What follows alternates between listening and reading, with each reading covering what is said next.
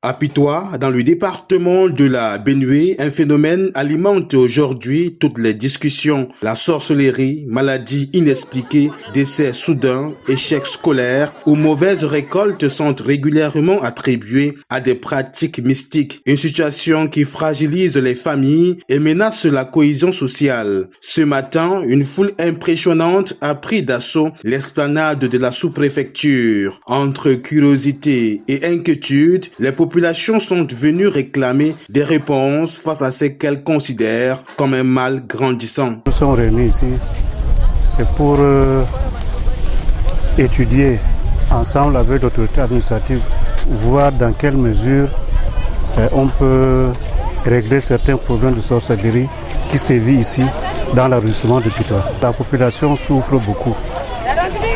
Bon, souffrir comment? Parce que bon, vous voyez que vous avez un jeune garçon qui a fait ses études. Bon, finalement, il n'a même pas les mots de tête.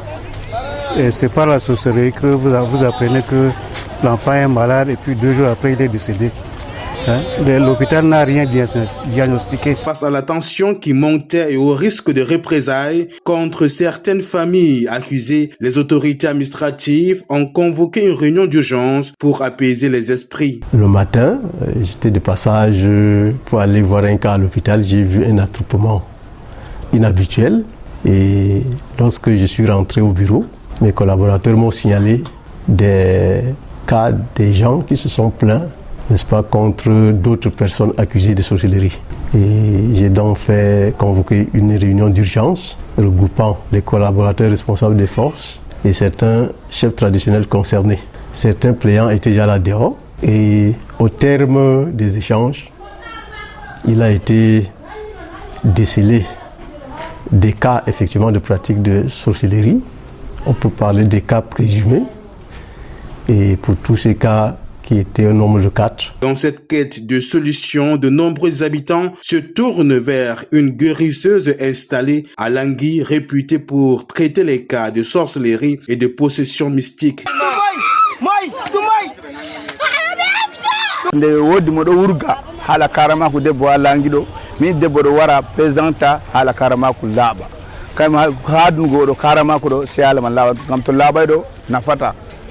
ngam to ɗo wunna wuro yimɓe ɗo rema hunde heɓata ko ɗime ngesa ma rema buu sappo buu ɗiɗi a wara heɓa buu ɗiɗi koɗo rema kare goto heɓa buu capan jeego a tiñere gotel kañum haala karama ko ɓuri sembe ha Pitois ɗo mi yiɗi haala man ɗo laaɓa.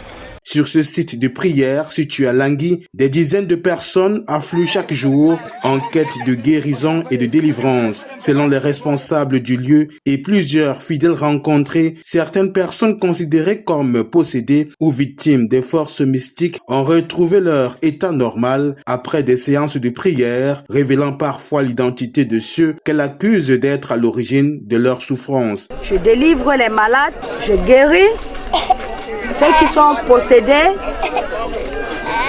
et toutes les mauvais esprits sortent. Ceux qui sont attaqués dénoncent les noms de ces personnes qui les a arrêtés en fait. Moi je fais seulement ma prière et Dieu agit puissamment dans la vie de ces enfants qui sont attaqués. Mais entre croyances populaires et exigences de la justice, les autorités rappellent que les accusations de sorcellerie restent difficiles à prouver et appellent les populations à privilégier le dialogue plutôt que la violence. La sorcellerie est considérée comme une infraction, pratique de sorcellerie.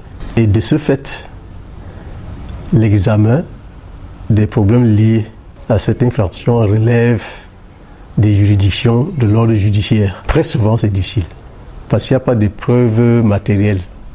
Et généralement, les décisions de justice sont basées sur des preuves, sur des éléments qui accusent. À ce niveau-là, c'est des trucs métaphysiques, c'est des déclarations, c'est des choses qu'on ne peut pas matériellement prouver. Mais ce que nous faisons, c'est un peu dans le cadre du maintien de l'ordre. Très souvent, lorsqu'on accuse quelqu'un de sorcellerie, les gens se soulèvent, ça devient beaucoup plus un problème d'atteinte à l'ordre public.